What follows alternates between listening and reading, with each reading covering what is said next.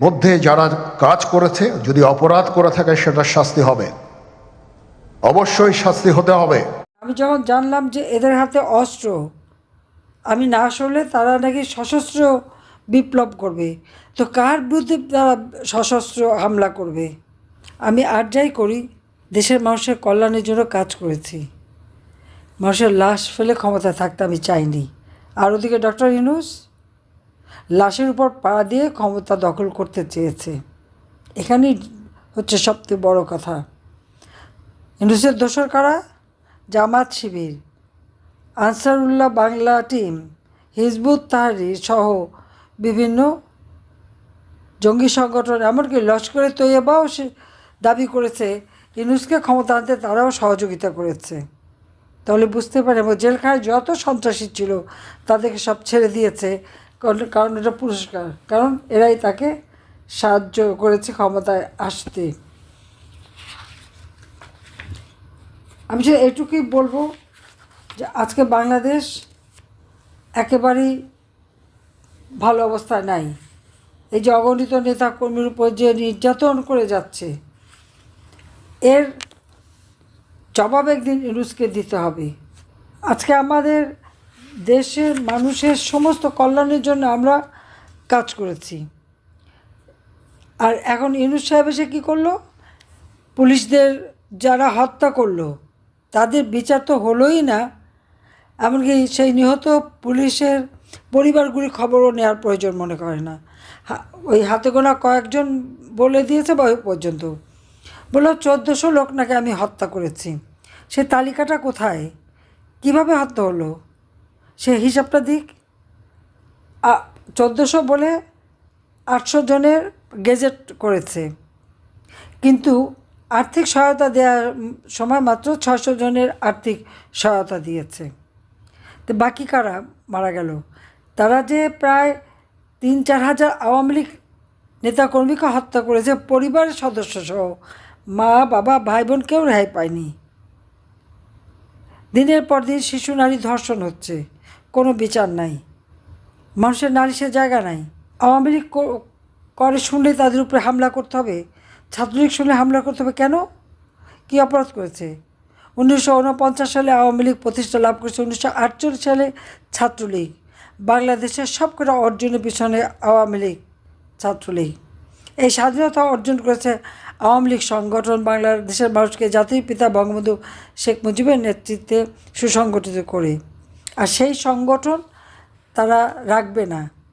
একটা গোষ্ঠী বা একটা সংগঠনকে যদি কেউ সম্পূর্ণভাবে খতম করতে চায়, তো সে আন্তর্জাতিক আইন অনুযায়ী সেটাই হচ্ছে গণহত্যা। তো ইউনূস এখন গণহত্যা শুরু করেছে,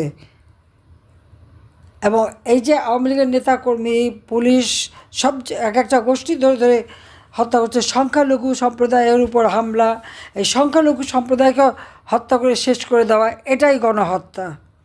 শেখ হাসিনা গণহত্যা করেনি। শেখ হাসিনা মানবতা বিরোধী কোনো কাজ করেনি। মানবতা বিরোধী কাজ করেছে ডক্টর মোহাম্মদ ইউনূস, তার সমন্বয়ক ও তার এই জঙ্গিরা। আমি জঙ্গিদের দমন করে মানুষের মানবাধিকার সংরক্ষিত করেছিলাম। সমস্ত জঙ্গিরা, তাদেরকে আমরা দমন করেছি, বন্দি করেছি। ইউনূস এসে সবাইকে ছেড়ে দিয়েছে, সব জঙ্গিদের মুক্ত করেছে, কারণ তার ক্ষমতা দখলের হাতিয়ার হিসেবে এরাই তো ব্যবহৃত হয়েছে। তাদের উপর ভরসা করেই তো সে ক্ষমতা এসেছে, তার কোনো জনসমর্থন তো নাই। আর তাদের সংস্কার আর হিসাব হলো, কথা হলো সব শেখ হাসিনার দোষ। তো ইউনূসের যে গুণের কথা আমি তো বললাম, তার এতই গুণ যে সে আমার দেশের মানুষকে যেমন বঞ্চিত করে যাচ্ছে, অপরদিকে নিজেরা সমানে 2 হাতে চুরি করে খাচ্ছে। নিজের ট্যাক্স ফাঁকি দিয়েছে, নিজের ব্যক্তিগত ট্যাক্সও ফাঁকি দিচ্ছেই। আরও 38টা কোম্পানি, তার আবার ব্যবসা প্রতিষ্ঠান অনেক, এই 38টা কোম্পানির ট্যাক্স ফাঁকি দিয়েছে, যেটা নিয়ে মামলা হয়েছে। এই মামলাগুলি ক্ষমতা আসার সাথে সাথে তুলে ফেলেছে। শ্রমিকের অর্থ আত্মসাৎ করে সাজাপ্রাপ্ত আসামি হচ্ছে ইউনূস। শ্রমিক আদালতে তার শাস্তি হয়েছে। ক্ষমতা এসে সেই সাজাও সে নিজের সাজা নিজেই মওকুফ করে নিয়েছে। ইউনূসের যত রকমের অপকর্ম তার হিসেব দিতে গেলে তো মানে আর সময় থাকে না। তার যে ব্যাংকে যে পরিমাণ টাকা পাওয়া গেছে, বিদেশে যে পরিমাণ তার অর্থ, আজকে জিজ্ঞেস করি এত অর্থ পেল কোত্থেকে? ইউনূসের জঙ্গি বাহিনীর এবং সন্ত্রাসী বাহিনীর হামলায় আজকে কী অবস্থা? মাজার, দরগা, মসজিদ লুটপাট এবং ভেঙে ফেলা হচ্ছে। হিন্দু, বৌদ্ধ, খ্রিস্টান, ক্ষুদ্র নৃগোষ্ঠীর উপর নির্যাতন চলছে। মন্দির, গির্জা, প্যাগোডা লুটপাট, ভেঙে ফেলা, আগুন দেওয়া হচ্ছে। আওয়ামী লীগের এবং 14 দলের নেতাকর্মীরা তো শেষ, তাদের উপর একদিকে মামলা আর একদিকে হামলা। তো এই অবস্থার থেকে দেশকে রক্ষা করতে হবে, এই অবস্থা থেকে দেশের মানুষকে মুক্তি দিতে হবে। আমি আমাদের নেতাকর্মীদের একটা কথাই বলবো, কেউ মনোবল হারাবেন না। মনে রাখতে হবে আমরা বঙ্গবন্ধু শেখ মুজিবের সৈনিক। তার আদর্শ বুকে ধারণ করে যে কোনো পরিস্থিতি মোকাবেলা করার সক্ষমতা আওয়ামী লীগ রাখে। আমাদের অনেক নেতাকর্মী কারাগারে বন্দী, আহত, নিহত, ঘরহারা, মানবেতর জীবনযাপন করছে। তাদের পাশে আমাদের দাঁড়াতে হবে, যে যেভাবে পারবে। দেশি প্রবাসী সকলকে আমি আহ্বান জানাচ্ছি যে তাদের পাশে দাঁড়াবেন।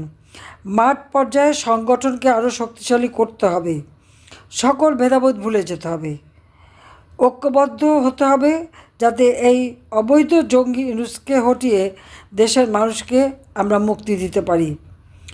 আওয়ামী লীগের মাধ্যমেই বাংলাদেশ তার মাতৃভাষায় কথা বলার অধিকার অর্জন করেছে, স্বাধীনতা অর্জন করেছে, উন্নয়নশীল দেশের মর্যাদা পেয়েছে। এই কথাটা মনে রাখতে হবে, যা আজ পর্যন্ত কেউ দিতে পারে নাই। কাজে এই আওয়ামী লীগকে ধ্বংস করা যাবে না। কিন্তু যতই স্বপ্ন দেখুক, ওটা তার দিবা স্বপ্ন, কোনোদিন সে আওয়ামী লীগকে ধ্বংস করতে পারবে না। কারণ আওয়ামী লীগ বাংলাদেশ স্বাধীনতা এনে দিয়েছে এবং এই আওয়ামী লীগই ক্ষমতা থেকে জাতির পিতা বঙ্গবন্ধু শেখ মুজিবুর রহমানের স্বপ্নের ক্ষুধা, দারিদ্র্য মুক্ত, উন্নত, স্মার্ট বাংলাদেশ গড়ে তুলবে ইনশাল্লাহ। কাজে এই আওয়ামী লীগের যারা ধ্বংস করতে চায়, ধ্বংস তাদের জন্য অনিবার্য। কারণ তারা ওই সন্ত্রাসী জঙ্গিদের দিয়ে ক্ষমতা দখল করেছে। কাজে তাদের পায়ের তলায় মাটি নাই, তাদের ক্ষমতার কোনো ইউনূসের ক্ষমতার কোনো বৈধতা নাই। কাজে আমরা এদেশের মানুষের পাশে আছি। যত তাড়াতাড়ি সম্ভব এই জঙ্গিবাদী ইউনূসকে দ্রুত ক্ষমতা থেকে সরাতে হবে এবং সাধারণ মানুষের জীবনে শান্তি ফিরিয়ে আনতে হবে। মানুষ যেন শান্তিতে ঘুমাতে পারে, নিরাপদে চলতে পারে, ইনশাল্লাহ আমরা সেই ব্যবস্থা করব। আমি আওয়ামী লীগ সহযোগী সংগঠন, 14 দলীয় নেতাকর্মী এবং স্বাধীনতা আদর্শে বিশ্বাসী দল মত নির্বিশেষে সকলকে ঐক্যবদ্ধ হয়ে এই সুদখোর ফ্যাসিস্ট ইউনূসের এই সন্ত্রাসী জঙ্গিদের বিরুদ্ধে রুখে দাঁড়াবার আহ্বান জানাচ্ছি। দেশে প্রবাসে যারাই বসবাস করেন সকলের প্রতি আমার এই আহ্বান থাকবে, আসেন সকলে মিলে আমরা ঐক্যবদ্ধ হয়ে এই স্বৈরাচার জঙ্গিবাদী মানবতা বিরোধী ইউনূসের হাত থেকে দেশের মানুষকে রক্ষা করি, দেশের স্বাধীনতা সার্বভৌমত্বকে রক্ষা করি। জয় জনগণের হবেই। এটা একটা চমৎকার সুযোগ অপরাধীদের জন্য। যেহেতু আমরা একটা অরাজক পরিস্থিতির মধ্যে বিরাজ করছি, তারা খুব ভালোভাবেই জানে যে এই সময়ে যদি এই সমস্ত অপরাধ করা যায় তাহলে এখান থেকে পরিত্রাণ পাওয়া সম্ভব। সেই কারণে এই অপরাধগুলো হচ্ছে। আমরা যদি সংগঠিত থাকি, একত্রিত থাকি, তাহলে অবশ্যই এটা সম্মিলিতভাবে মোকাবেলা করা সম্ভব হবে। Police, RAB, BGB, TGFI, NSI এগুলো দেশের জন্য অত্যন্ত গুরুত্বপূর্ণ কাজ করেছে অতীতে। খারাপ কাজের সাথে অসংখ্য ভালো কাজ করেছে। আজকে যে দেশের স্থিতিশীলতা, দেশটাকে যে এত বছর স্থিতিশীল রাখা হয়েছে, এটার কারণ হচ্ছে এই সশস্ত্র বাহিনীর বহু সেনা সদস্য, সিভিলিয়ান সবাই মিলে এই অর্গানাইজেশনগুলোকে অসামরিক সামরিক সবাই মিলে এই অর্গানাইজেশনগুলোকে এফেক্টিভ রেখেছে। সেই জন্য আজকে সুন্দর, এতদিন ধরে আমরা একটা সুন্দর পরিবেশ পেয়েছি। এর মধ্যে যারা কাজ করেছে, যদি অপরাধ করে থাকে সেটা শাস্তি হবে, অবশ্যই শাস্তি হতে হবে, না হলে এই জিনিস আবার ঘটবে। আমরা সেটাকে বন্ধ করতে চাই চিরতরে, কিন্তু তার আগে মনে রাখতে হবে আমরা এমনভাবে কাজটা করব এই সমস্ত অর্গানাইজেশনগুলো যেন আন্ডারমাইন না হয়। আজকে পুলিশ সদস্য কাজ করছে না, এটা বিশাল বড় কারণ হচ্ছে অনেকের বিরুদ্ধে মামলা, অনেকে জেলে। RAB, BGB, DGFI, NSI panicked. বিভিন্ন দোষারোপ, গুম খুন খুন ইত্যাদি তদন্ত চলছে। অবশ্যই তদন্ত হবে, দোষীদের বিচারের আওতায় আনতে হবে। এমনভাবে কাজটা করতে হবে যেন এই অর্গানাইজেশনগুলো আন্ডারমাইন না হয়। এই অর্গানাইজেশনগুলোকে যদি আন্ডারমাইন করে আপনারা মনে করেন যে দেশে শান্তি শৃঙ্খলা বিরাজ করবে, সবাই শান্তিতে থাকবেন, সেটা হবে না, সেটা সম্ভব না। আমি আপনাদের পরিষ্কার করে বলে দিচ্ছি, এই দেশের শান্তি শৃঙ্খলা রক্ষার দায়িত্ব খালি সেনাবাহিনীর না। 2 লক্ষ পুলিশ আছে, বিজিবি আছে, র্যাব আছে, আনসার ভিডিপি আছে, আমার আছে হচ্ছে 30,000 সৈন্য। এদেরকে আমি এই যে একটা বিরাট ভয়েড, আমি এই 30,000 সৈন্য দিয়ে আমি কিভাবে এটা পূরণ করব? 30,000 থাকে, আবার 30,000 চলে যায় ক্যান্টনমেন্টে, আরো 30,000 আসে। এটা দিয়ে আমরা দিন রাত আমরা চেষ্টা করে যাচ্ছি। এখানে যে সমস্ত উচ্ছৃঙ্খল কাজ হয়েছে সেটা আমাদের নিজস্ব তৈরি, এটা আমাদের নিজস্ব ম্যানুফ্যাকচার, আমরা নিজস্ব এইগুলো তৈরি করেছি।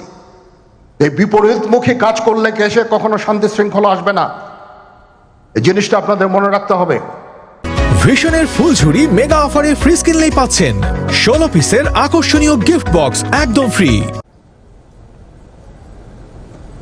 আজকে একটা বেদনা বিধুর দিবস। 2009 সালের 25শে ফেব্রুয়ারি আমরা এই 57 জন চৌকস সেনা অফিসার, এবং শুধু তাই নয়, আমাদের কিছু কিছু পরিবারবর্গর সদস্যদের আমরা হারিয়েছি। এখানে আসার সময় এই ছবিগুলো আমি দেখছিলাম। এই ছবিগুলো আপনারা অনেকে ছবিতে দেখেছেন, কিন্তু এগুলো আমার সব চাক্ষুষ দেখা। আমি একটা চাক্ষুষ সাক্ষী এই সমস্ত বর্বরতার। একটা জিনিস আমাদের সবসময় মনে রাখতে হবে, এই বর্বরতা কোনো সেনা সদস্য করেনি, সম্পূর্ণটাই তদানীন্তন বিজিবি সদস্য দ্বারা সংঘটিত। Full stop. এখানে কোনো ইফ এবং বাট নাই। এখানে যদি ইফ এবং বাট আনেন, এই যে বিচারিক কার্যক্রম এতদিন ধরে হয়েছে, 16 বছর ধরে 17 বছর ধরে যারা জেলে আছে, যারা কনভিক্টেড, সেই বিচারিক প্রক্রিয়া ব্যাহত হবে। এই জিনিসটা আমাদের খুব পরিষ্কার করে মনে রাখা প্রয়োজন। এই বিচারিক প্রক্রিয়াকে নষ্ট করবেন না। যে সমস্ত সদস্য শাস্তি পেয়েছে তারা শাস্তি পাওয়ার যোগ্য। এখানে কোনো রাজনৈতিক নেতৃবৃন্দ এর মধ্যে উপস্থিত ছিল কিনা, ইনভলভ ছিল কিনা, বাইরের কোনো শক্তি এর মধ্যে ইনভলভ ছিল কিনা, সেটার জন্য কমিশন করা হয়েছে। কমিশনের চেয়ারম্যান এখানে আছেন, উনি এটা বের করবেন এবং আপনাদের জানাবেন।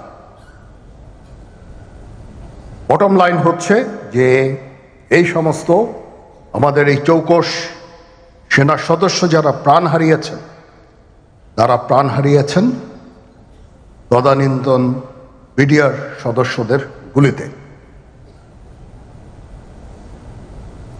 আমরা নিজেরা এই সমস্ত জিনিস নিয়ে অনেক ভিন্ন মত পোষণ করছি। কেউ কেউ এই জিনিসটাকে ভিন্ন খাতে প্রবাহিত করার চেষ্টা করছি। সেটা আমাদের জন্য মঙ্গলজনক হবে না। আজকে যদি আমার যে উপদেশ আমি কিছু দিয়ে যাব সেটা যদি আপনারা গ্রহণ করেন, আপনারা লাভবান হবেন, আমি এটা আপনাদের নিশ্চিত করছি। আমরা নিজেরা ভেদাভেদ সৃষ্টি না করি, আমরা নিজেরা ইউনাইটেড থাকি। আমাদের মধ্যে যদি কোনো সমস্যা থেকে থাকে, কোনো ব্যত্যয় থেকে থাকে,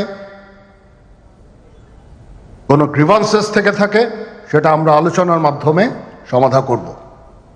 এটার জন্য ডানে বায়ে দৌড়িয়ে কোনো লাভ হবে না, নিজের ক্ষতি ছাড়া কোনো লাভ হবে না। আমি আপনাদের এই জিনিসটা নিশ্চিত করে দিচ্ছি। কিছু কিছু সদস্যদের দাবি যে তারা 2009 সাল থেকে আজ পর্যন্ত বিভিন্ন শাস্তি পেয়েছেন। কেউ কেউ দায়ী করছেন যে তারা অযাচিতভাবে শাস্তি পেয়েছেন। সেটার জন্য আমি একটা বোর্ড করে দিয়েছি, একজন লেফটেন্যান্ট জেনারেল সেই বোর্ডের সদস্য। প্রথম ফেজে 51 জন সদস্যর ব্যাপারে আমার কাছে রিকমেন্ডেশন নিয়ে এসেছে। তার রিকমেন্ডেশনের অধিকাংশই আমি গ্রহণ করেছি এবং আরও বেশি আমি দিয়েছি। নেভি এয়ারফোর্সও তাদের এই কার্যক্রম চালিয়ে যাচ্ছে। আমার স্ট্যান্ড পয়েন্ট হচ্ছে, যদি কেউ অপরাধ করে থাকে সেটার জন্য কোনো ছাড় হবে না, বিন্দু মাত্র ছাড় নাই। আমি আপনাদের পরিষ্কার করে দিচ্ছি, it is a discipline force. Discipline ফোর্সকে ডিসিপ্লিন থাকতে দেন। আজকে এই যে দেশের ক্রান্তি লগ্নে সমস্ত বাহিনী, সমস্ত অর্গানাইজেশন বিপর্যস্ত হয়ে পড়েছে। খালি সেনাবাহিনী টিকে আছে, বিমান বাহিনী টিকে আছে, নৌবাহিনী টিকে আছে। কেন? Because of discipline. তারপরেও আমি আমার অফিসারকে আদেশ দিয়েছি, যদি সামান্যতম কোনো সন্দেহের অবকাশ থাকে, কোনো কার বিরুদ্ধে যেই অ্যাকশন নেওয়া হয়েছে, অপরাধী কিনা যদি সামান্য কোনো সন্দেহের অবকাশ থাকে, সেটা তাদের ফেভারে যাবে। এটা হচ্ছে আমার ঢালাও নির্দেশ।